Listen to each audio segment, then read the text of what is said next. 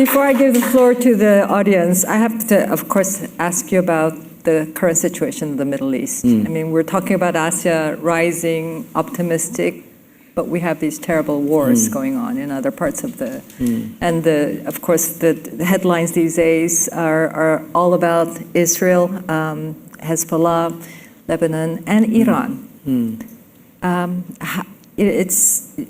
How do you see this ending? Well, you know, I've been studying geopolitics for 53 years. And, you know, and as you know, I make pronouncements on lots of subjects confidently, even though I may not know much about it. But I've decided very early on that there's one area which is a complete exception, which is the Middle East. Because in every other region of the world, I can try to understand the structural dynamics. And if I understand the structural dynamics, then I can more or less predict what's going to happen, right?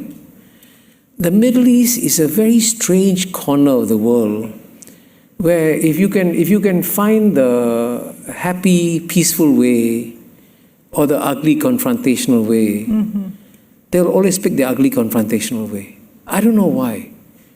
For reasons I really don't understand. And that's why that region, you know, in my 53 years of studying geopolitics, there have been more wars in the Middle East than anywhere else. Wars, skirmishes, all kinds of challenges and so on and so forth.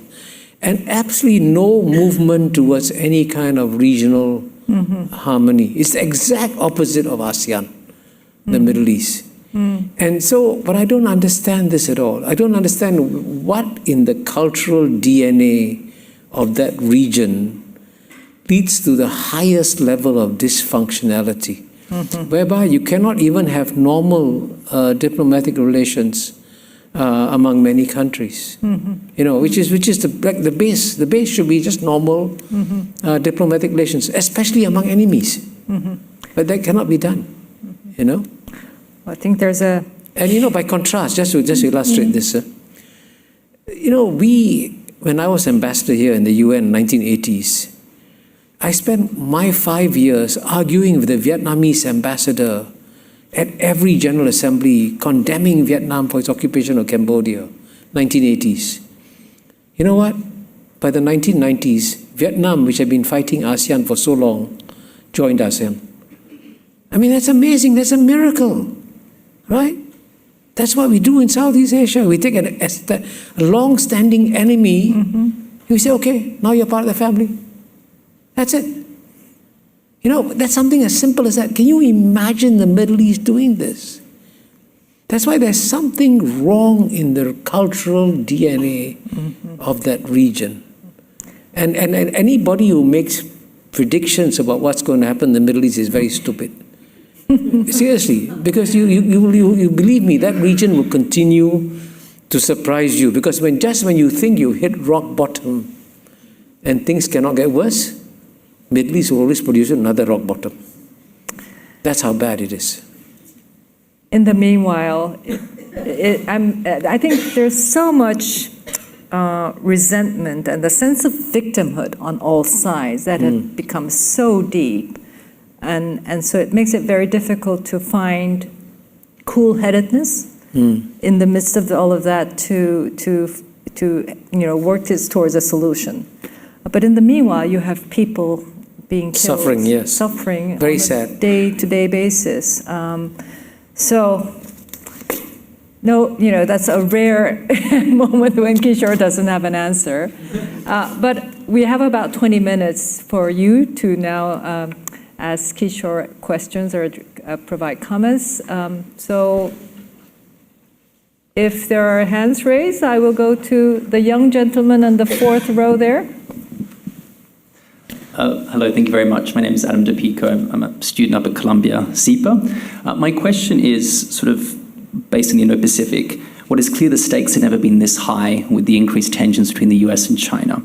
Sorry? The stakes have never been this high with the stakes have never been this high with the tensions which have prevailed in the Indo-Pacific with the US and China. US-China. And my question sort of lies on what more can Singapore play in terms of a role to keep the guardrails of economic stability, given that if any conflict were to emerge, Singapore would no doubt be caught in the crossfires given the choke point of the Malacca Strait. Thank you. Well, you're absolutely right. One of Singapore's biggest concerns is, not just Singapore's biggest concerns, by the way, ASEAN's biggest concerns, is being caught in the crossfire within US and China. And sadly, I hate to make this prediction because sadly, many of my predictions about the rise of Asia, fortunately, have been correct. But this is, I'm going to make an unfortunate prediction that the US-China contest will get worse over the next 10 years. The logic is already built in. It's very clear that, and the United States has been very open about this, that it cannot accept China as a peer. So the United States is going to try and stop China, and China is going to make sure it's not stopped, and that the contest will accelerate over the next 10 years. It's going to affect all of us. And so the best that we can do is for ASEAN to stay united and for ASEAN to send a very clear message, which it has, by the way, so far, to say that, hey, we want to be friends with the United States, we want to be friends with China, we don't want to take sides. This is a contest within the two of you, but we don't want to be, get involved in this contest. And so far, that message seems to be understood in Washington, D.C. and in Beijing. And ASEAN, by the way, also does practical things to make sure that both sides understand that we want to be friends with both. So in the case of China, ASEAN's trade with China was only $40 billion in the year 2000. By 2022, it had hit $975 billion, almost $1 trillion. It was the world's largest trading relationship in 2022. So we're sending a message to China, we want to be friends with you.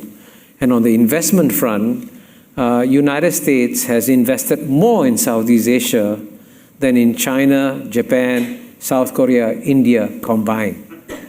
So we are telling Americans, we want you here.